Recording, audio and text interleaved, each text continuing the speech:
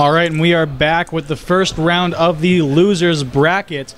Today we will be going up against, we're going to be watching HQ Nerds versus Basic Beaches. HQ Nerds are to be on the blue side? I think Basic Beaches is on the blue side. I did not pay attention who won the rock, paper, scissors, so we're just going to go with blue side versus red team. Once again, we've seen so much success and so much focus on the bot lane around Tristana and Lucian. Do you think these ADCs are going to get put through on this round? I actually believe they're going to be banned this round. I think Tristana's been not very well played by most teams, and then Lucian's just one of those high priority bans because of his early game aggression and then just easily able to take out turrets because of his passive double shot, making it near impossible to win lane against a Lucian unless you pick an equally aggressive early game champion like Graves, like Quinn, like Caitlyn. Not Quinn. Quinn, it depends on what you pick, honestly. Quinn, yes. If you go with something like Quinn and Braum, which is a fantastic lane, because if you proc off Quinn's passive along with the Braum passive, there goes their entire life.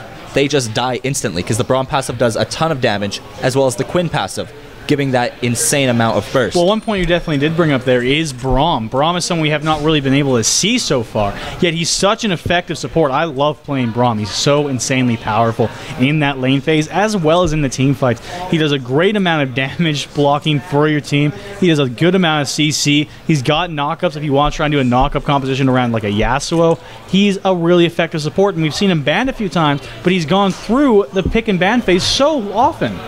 Speaking of basically knockups for your comp and support on the same note, nobody has even batted an eyelash towards Nami.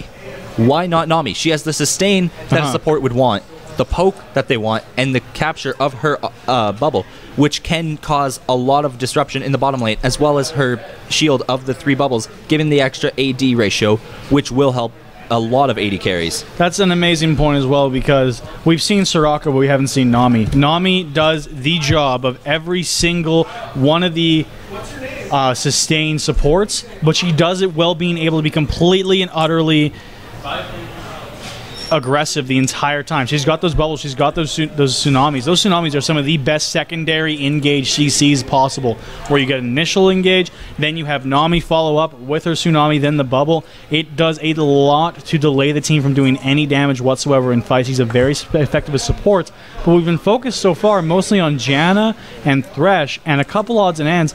Very weird support picks so far, whereas the ADCs have been so straightforward in meta in many ways.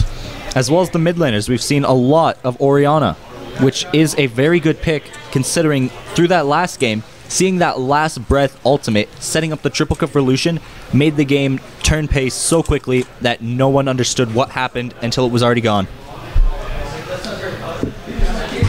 Yeah, that is true. Now here we do have everybody within the lobby. If you want to know what's delaying, it looks like one member of a team is just not able to get his Skype chat going properly, so they can't hear him.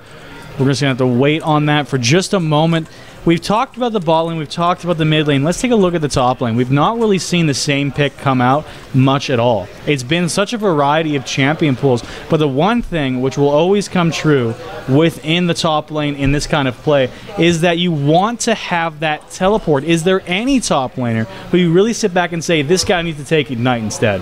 That is true. All top laners have brought teleport to this point. And I agree with them. With that last game, we saw that Ignite could have finished off Maokai many different times. Could have got Irelia even more fed to the point where she could even roam down to bottom lane without using teleport and not even care, because she could just use that to get back top lane, get even more fed off the Maokai, and then just laugh while he dies. 100% I agree with you.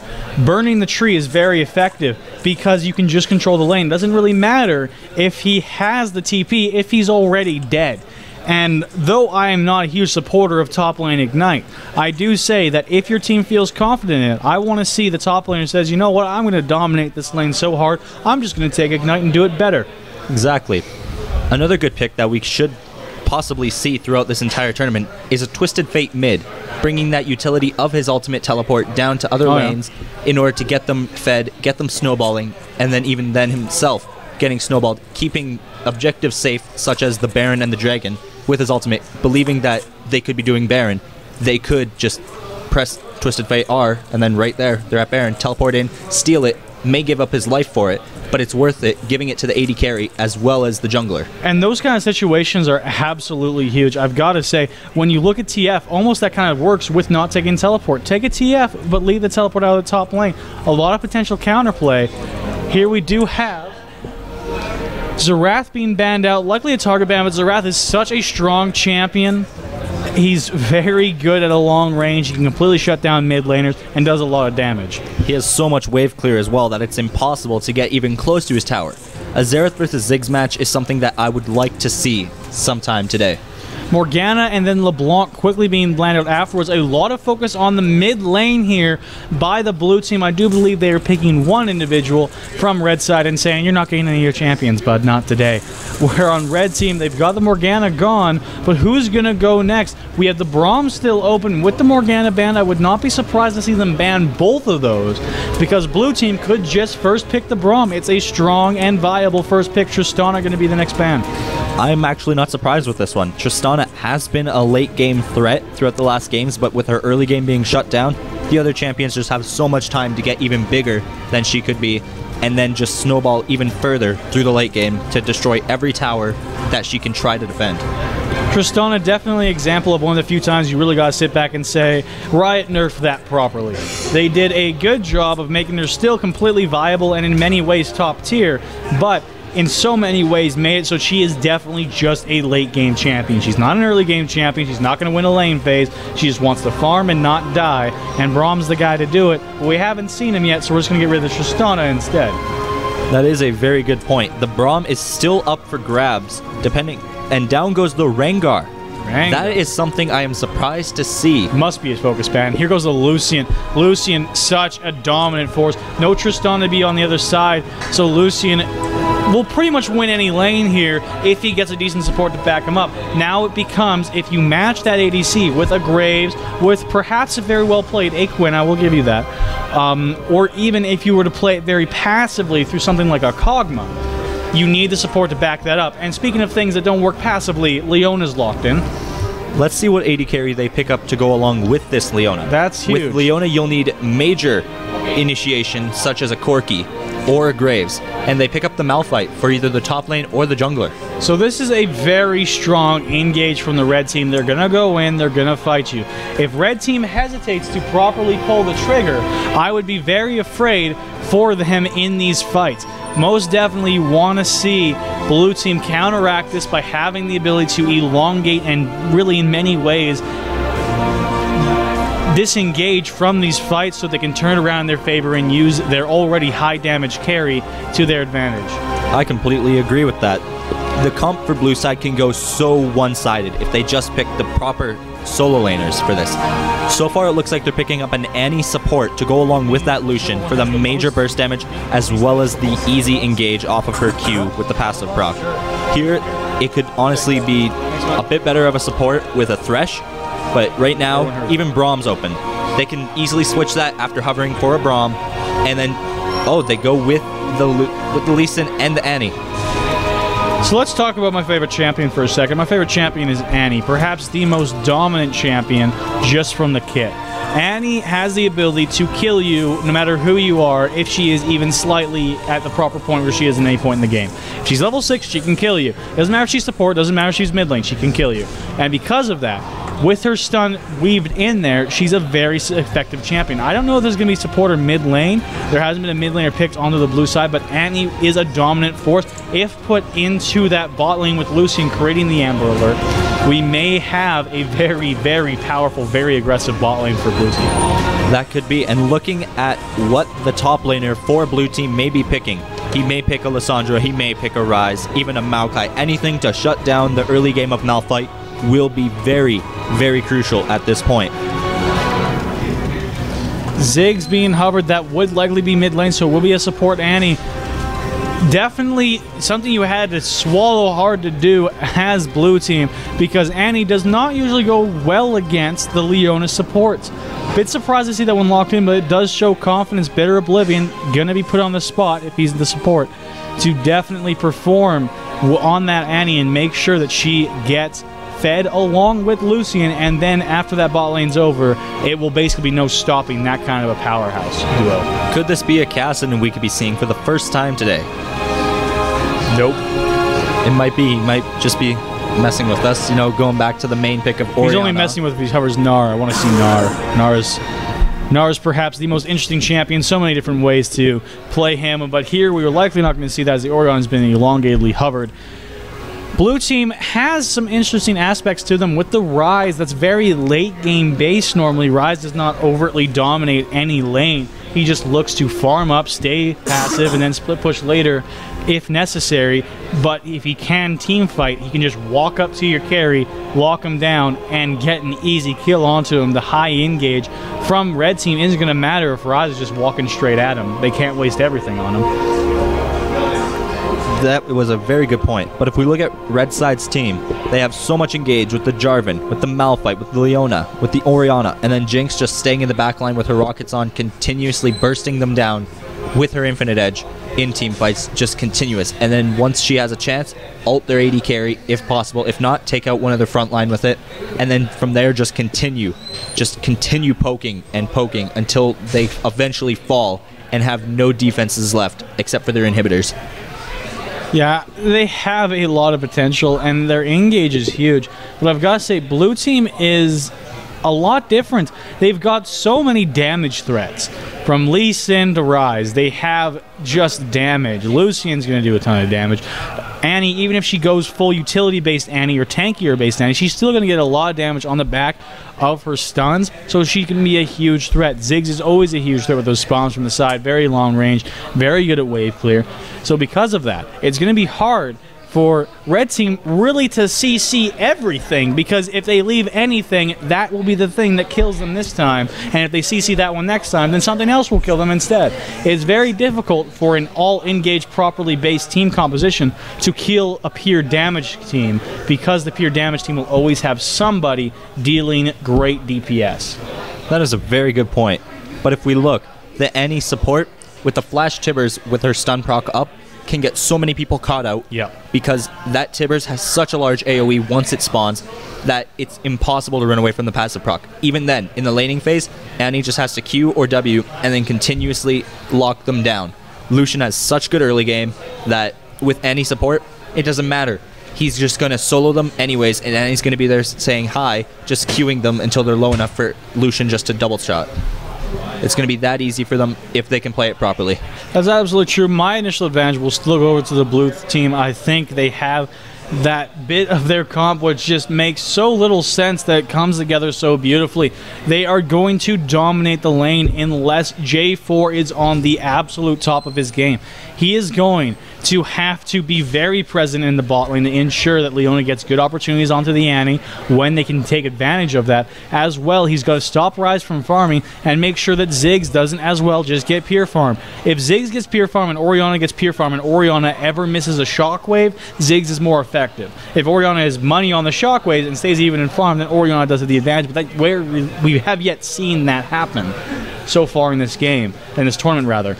Because of that, I've got to say I'm very worried for the red side. They've got a good composition, but if they do not execute it perfectly, it could very well be the thing that actually kills them. It very might well be. With the Malphite ulti and the Orianna shockwave coming in to a team fight, that could be a huge decider. But the main thing they need to do is wait for Jarvan to initiate with his Cataclysm in order to lock them down in a very small area for the Malphite ulti into the Orianna ulti. If they don't do that, they have nothing left. If Jarvan gets a beautiful at least 4-person Cataclysm, Leona ult, Malphite ult, Orianna ult, GG. That's a ton of CC that you're talking about. It would definitely be about what gets the initiation. If Jarvan goes in first, he does line up a lot, but if you're talking about things which will accidentally get avoided, it's going to be those follow-up ultimates. If you go J4 ult into Malphite ults could just miss. They could end up flashing out J4 ult just to get away from J4 and end up inadvertently dodging Malphite ult. So normally you're going to see teams like this engage with either the Leona or the Malphite with J4 to follow up. Because of that, it's difficult to get that many people into that AoE, which brings up the you cannot CC all the threats kind of argument again, and it does make these compositions so unorthodox, yet in the same way, so interesting to see fight each other. Who are they going to focus? Who's going to get out of lane phase huge is going to be the decider of the game in so many ways. Well, if we look at Blue Side's comp one more time, just here in the screen, they have so much CC off of the blue side as well. They have the Rise Runic Prison, they have the Ziggs Satchel Charge, they have the Annie passive, they have the Lee Sin ultimate. Everything to get them towards Lucian so he has so much time to dish out damage and just obliterate everybody.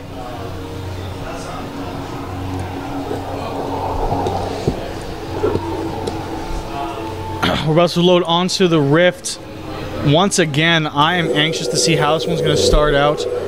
Bot lane will be a huge focus. Can Leona use the early game disadvantage that Annie is always in just by not being a huge CC support initially, because she just does not have that huge amount of damage with her slightly lacking CC because of the nerfs to her passive.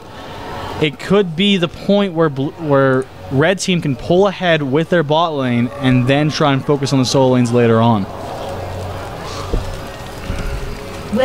If we look at how these teams are facing out right now, it looks like they're just going to go for their basic buff starts, not want to try starting any fights, except Blue Side's looking to get an easy catch out for that first blood. Early aggression, this is a very Korean thing to do. What we're seeing from Blue Side, they just immediately run to this bush, look for a catch. If anybody goes towards that river bush, they're dead. If anyone gets too aggressive in the mid lane, they're dead. It's a very common thing that you see in high elo in foreign areas. Don't see it too much in NA, even at the higher elo.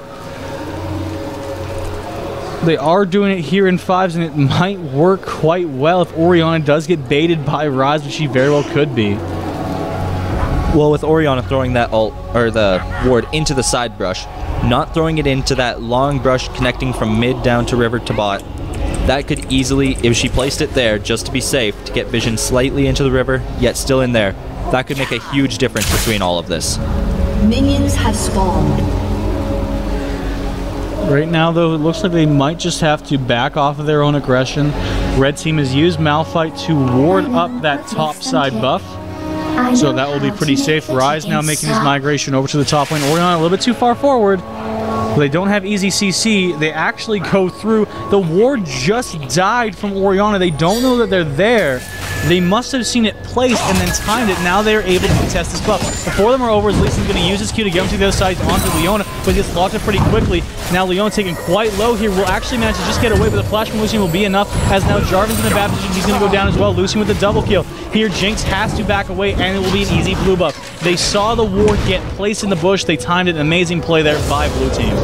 That was fantastically played, giving both kills to their AD carry to make bot lane even easier for him in this instance. Against Jinx, Lucian can easily excel, dishing out insane damage right there, bringing her down to half health, forcing her to pop the health pot, making it so she has less sustain in lane, as well as having the Leona, having to follow up with those. It's going to be pretty hard for a Jinx who gets far behind, where Lucian gets his E, level 2, dodging out of the Jinx chompers, making it very, very difficult for Jinx and Leona to stay in this lane without getting harassed. Lee Sin now going to look to secure the triple buff start as J4 very reluctantly just walks over to his red buff. But look at Lee Sin, he's in Jarvan's jungle. He wants to take this buff as well. Jarvan sees him, but there's nothing he can do. He's already so low. Oh my goodness, Teme is just going to end J4's buffs. That is borderline BM. It is just so well done. The way that they're playing this game out already on blue side is fantastic. The early invades from Lee Sin, knowing that Jarvan was very, very low already from that blue buff getting taken out there, already set behind Lee Sin. Lee Sin having that level 2 over Jarvan, setting him even further behind, now makes it so much easier for Lee Sin to get the easiest ganks of his life out, compared to the Jarvan who needs his 6 in order to do something fantastic. Lee Sin could land the Q here and fall that one through, but he's just going to go just to the right. Just barely whiffing that one. You saw Annie already be so, oh my goodness, the max range Q from Lucian is not going to be enough again. Orianna in this mid lane is getting poked down so quickly, and blue team, they have so many threats across the map that you just can't stop them, and you can't do it in the lane phase either. When this team groups, it is going to be devastating to see. Well, your points from before with blue side obviously are coming true. Their early game composition has been outstanding to this point. We're not even 5 minutes in, we already have 3 kills on the map. Are you kidding me? I do not believe it. Not even 5 minutes in, and these kills on the map, but they're from Invade. Is that huge? Not really. Lucian does not get a ton of gold from that, and really, if it wasn't for the fact that J4 lost both of his buffs, it wouldn't be that big of a deal for him either. We could have bounced back from that one. But right now, the biggest deal that I'm seeing is that in this bot lane where Leona, right there, should have shown her aggression, and she should be really pushing an Annie out of this lane at this point. With this level, Leona has so many advantages over the Annie-Lucian composition. Lucian's low on match, she just got to go in, get some kills down, and then her team is back into this one. But right now, they don't even have a single lane, which is in their control. Well, the Rise versus Malphite top. Oh, here she goes. And Lucian is actually there right in time. Leona waited for too long. Now Lucian is on to Jinx, who is low on match. Bitter Oblivion will pick up Leona. Well, in this top lane, Rise has all the poke he needs and the harassment to keep Malphite at bay, trying to keep him off a farm, and obviously it is working fantastic. 29-13 the farm in top lane. Rise started with that aggressive mana crystal to the Rise, or to the Malphites. Early, and he will just barely get away, and Timmy will finish off that one. Amazing play by the blue team. They know when they can go aggressive, when they have to back, and so far they've not found very many instances where they actually have to back. Well, when you're ahead 5 kills to nothing, 2-0 on Lucian, 2-0 on Lee Sin, you don't really have to back when you have all this early game aggression that you can stay with. You may be low on mana, but does that really matter when you auto-attack someone to death this early? It's definitely showing to be a bit of an issue for the red team.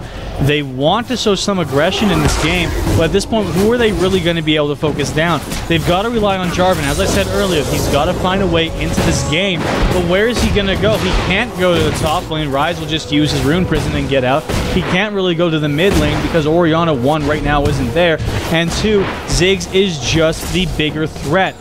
Orianna, managing to keep even in CS, is just not as big of a deal as Ziggs if he has mana.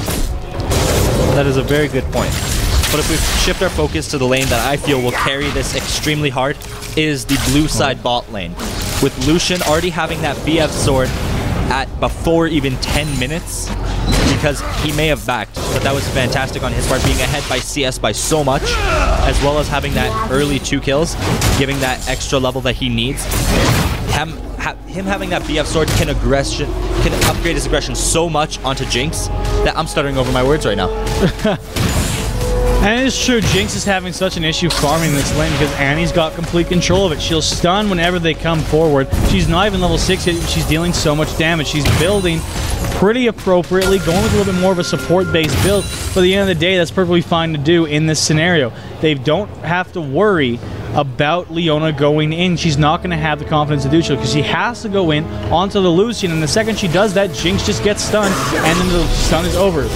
There is no stun from Annie though this time, but Leona not able to land much on the Lucian. He's actually focusing the cannon mini. He will pick that up, and more damage from the Q will allow more control for the blue team. There's nothing they can do. They just do not have the items, with a difference of a BF sword between the ADCs. Lucian with a fantastic Q. Following up, fantastic. Right at level 6, the Tibbers goes down. That'll be another kill. Annie's getting fed. Lucian's getting fed. Lee Sin, I'm pretty sure, has been in J4's jungle more than he's been in his own. This is just collapsing onto purple team's heads at this point. Well, with this early game of aggression of Lee Sin being picked up early by the blue team in the champ and pick and ban phase, made it such an easy thing. First picking that Lucian made it such an easy aggressive early game. Then picking up that Lee Sin makes it even easier for the easy ganks, which helps set up that invade early with that Q doing so much damage at level 1.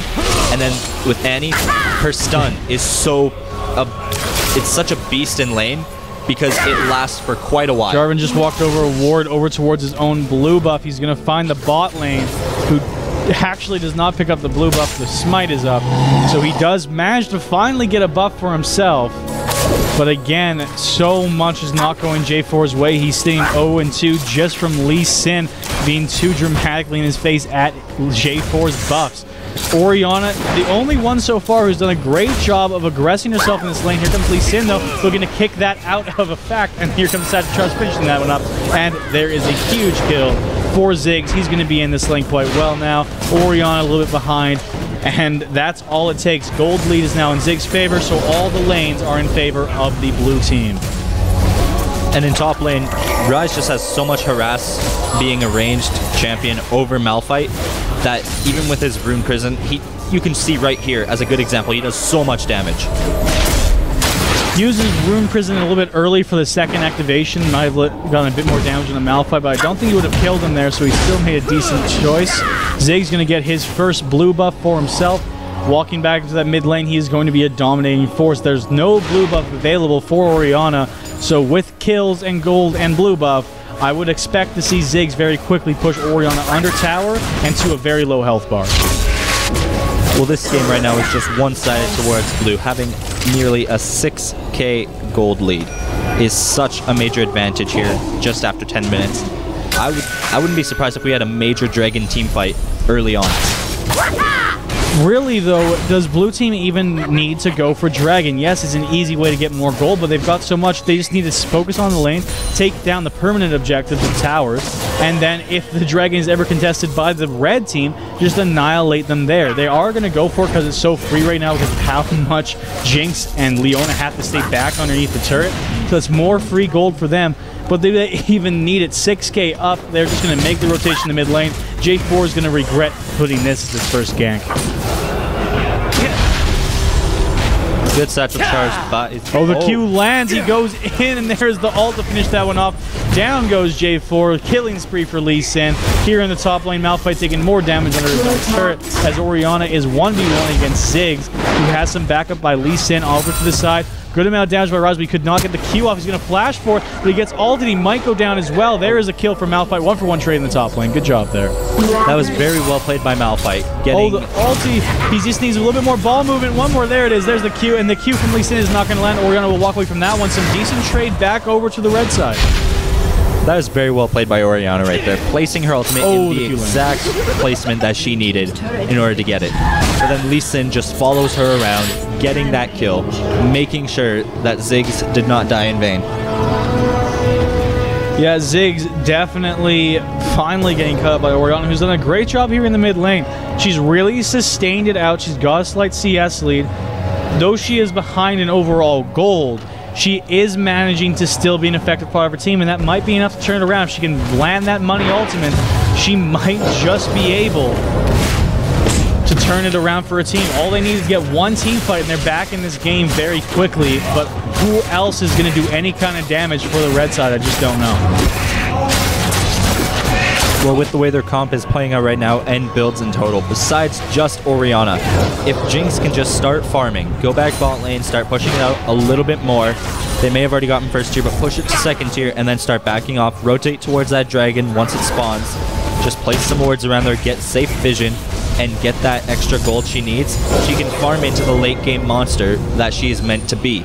Always poking, always harassing, and then ulting people off from a distance to get that execute, which is a fantastic way to go.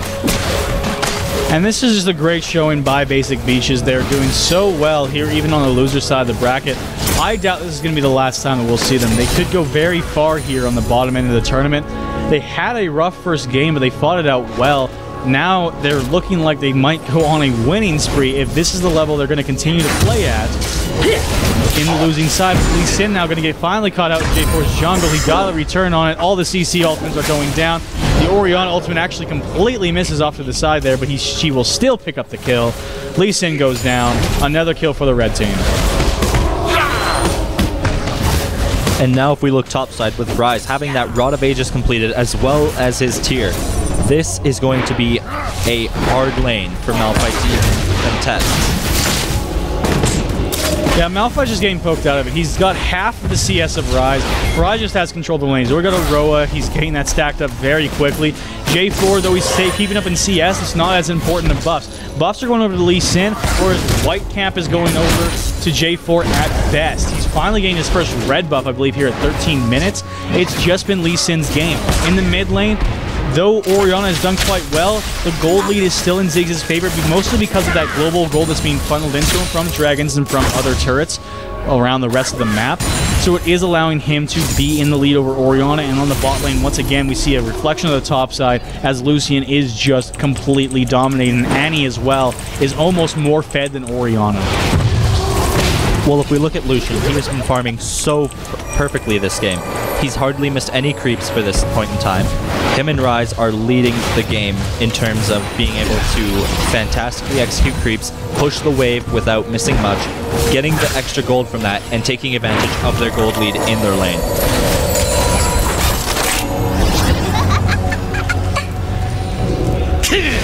Orianna with a decent ward over the wall, spot out Lee Sin. Q's not going to be followed up as Ziggs showing up. This could be a very simplistic siege for the first inner tower, and as I said last game, you've got to break the second bit of objectives to start steamrolling games. If you want to snowball properly, you need to take this one out, but here goes Leon. She goes in with the ultimate, finds two. Lucian game lockdown, taking a good amount of damage, but Lucian to back him up. The flash ultimate from, oh my god, there's so much damage coming on the red side because of the Orianna ultimate after the ultimate from Malphite, but he's not focusing properly. His Rise still on the backside, getting now backed up by Lee Sin, who will quickly try and tie as well because he cannot do enough damage over to Malphite as Ziggs is going to go down after getting Malphite for himself. That was a 5-for-4 battle, but what more could you ask if you were on red team?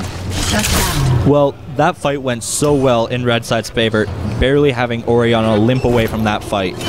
It was fantastically played. The perfect ultimate from Malphite with that shockwave as well set up that fight so perfectly on the damage that nobody could respond to it.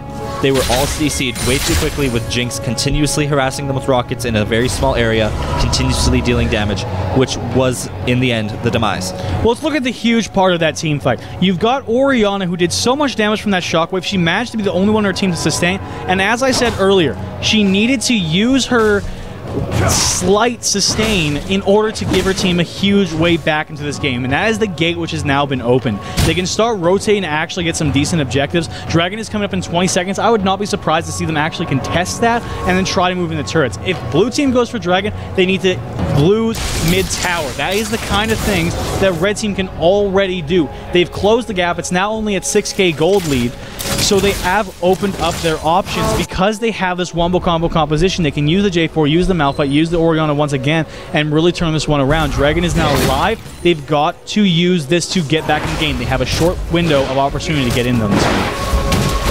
Well, Malphite having no summoners will make the Dragon fight even more interesting. Ryze does not have TP, but he does have Flash. They will not be able to rotate down quick enough as top laners to the Dragon pit if there is a team fight that will break out. Having no TP for either side would have made that such a different fight. And this is what is a little bit unfortunate. They've just given up the Dragon. They didn't even notice it was going down. So now Orianna getting caught up by the flash inhibitors of the Annie.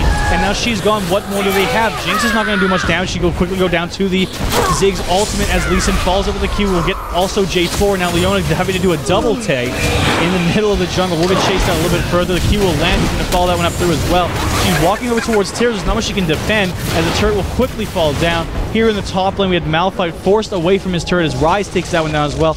Blue team has completely regained control. There was a small window, but when they had the opportunity to either contest Dragon or get the mid turret, they just didn't realize what was going on, and they lost Orianna, and now Blue team can get the hit. Well, the Orianna set up their entire window that they had to get that fight going. Everyone else was a little while behind everyone else that they were fighting. Orianna's ultimate set up that entire fight, and you can see that in the scores. The Malphite ultimate with the Orianna ulti, the Orianna ulti did all the work. The Malphite just kept them in spot for the ultimate to actually hit. Without that, no damage would have been dealt. Jinx would not be where she is at with that 4 assists from the Quadra of Ori, and keeping it so the game is at least somewhat close. Without Orianna, it wouldn't be even anywhere near each other. With Orianna and Malphite still sustaining some kind of usefulness in this game, they do have an opportunity to do what they did before again, but they're so far behind in gold that it might not even matter if they do. They could get the perfect wombo combo off and find enemy champions still standing in a decent amount of health, and that's not something you can really deal with when your Jinx doesn't even have an Infinity Edge coming up towards 20 minutes. There's not too much left on the map for the red team. They've got to find some kind of an objective. That is very true. Looking at how the comps are playing out even now in the mid game for how the score is, with that gold lead on blue side, with nearly a 12,000 gold lead, all of that has been funneled onto the appropriate champions. Their Lee Sin, who can get in behind, ult out their AD carry, and just make it an insane fight because their AD carry's gone. Jinx is irrelevant. But in this point, it was most likely to be their Orianna. Oh, there goes the ultimate from Malphite. He's only going to find one with the ultimate as well from Orianna. Now he's underneath the towers. Lucian doesn't even go down. Malphite not going to be able to get away from this one. He'll go down here as well. Orianna on the wrong side of the map trying to run away, as so is Jinx. She has basically no health, and she'll be killed by the satchel charge. Orianna still cutting away as here comes Tima on the Lee Sin. Orianna trying to do some kind of magic. She does have the double buff. She could use that red buff to try and get more damage out, but it's just not going to be enough. Lee Sin does have the attack speed to finish this one off, and she will go down. Falls down to the red buff indeed, as Ryze is split pushing the bot inhib tower. This could change so much. He will not be able to get it, but he will be able to take it nearly fully down. Harassing J4 so hard right now, there is no way that they will defend this and the inhibitor. The inhibitors and the inhibitor turrets of the red team are just not being able to be defended. There's nothing that red team can really do. They're down too much gold. It's now actually being spent by the blue team. They've got Ryze dead to rights 3v1, and they can't kill him. They can't catch him. He's too fast. Here comes Lee Sin. He's going to turn that one around. Gets a kick out on the Malphite. He's in the wrong position. He doesn't even have his ultimate. He gets stunned up by the Yanni, trying to reposition himself to get some damage down, but it's not going to matter as Leona tried to help him out, but she's going to pay for that one with her life. Trying to flash away, but she's just going to get hit up once again by a little bit more slows. More damage from Lee Sin, and here comes J4. He wants to turn this one around relevant. He has no one to back him up. He doesn't even get the Orianna's shield, so he will go down here, as now it is up towards the inhibitors. Orianna being a little bit too far forward. He's going to get jumped on by the Lucian. Calling comes out, but it's not going to find very many targets. He's going to focus down the inhibitor. This is going to be two easy inhibs for the blue team. As we see, the build differential between Lucian and Jinx at this point is so crucial. 21 minutes in, you just got your Infinite Edge. You don't even have second tier boots yet to get that attack speed. But Lucian's already got second tier boots, Infinite Edge, and a static shift.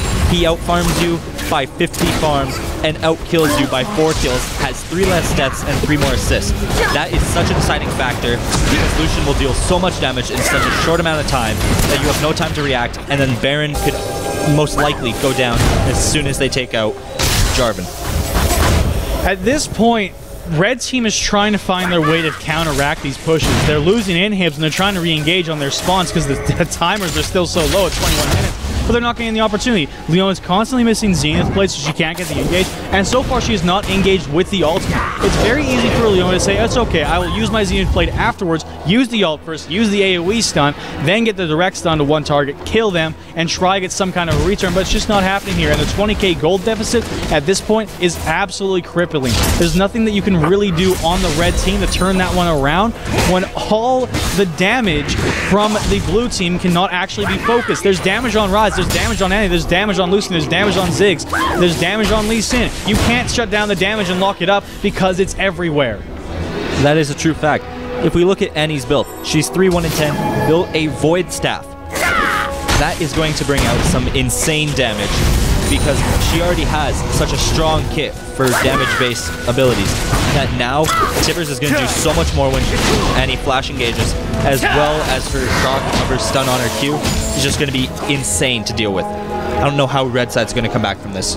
But you look at the Infinity Edges on both of the carries, but what else is on the carries as well? You got the Static Shiv on Lucian, so much damage coming out of Lucian, but so little coming out of Jinx, and she's supposed to be in these team fights where all the CC is going down. With the exception of Orianna, she's supposed to be the main source of damage, she just doesn't have it. Unless she manages to magically crit every single auto attack every single time, she's not going to be able to eat through all of the resistances already built up by the blue team. Ziggs is going to help out his team, finish off the Baron Nashor, and blue team, one last push is likely going to do it. That is for sure. Looking at how well Lee Sin has played this game, having so much kill participation in this game. Blue team, from early on with that invade, has had so much fun with this game, just taking objectives left and right, top and bottom. Everywhere they go, a tower falls, and including the Baron Nashor on their side now, it's going to be extremely difficult for Red to even clear them out of their own base.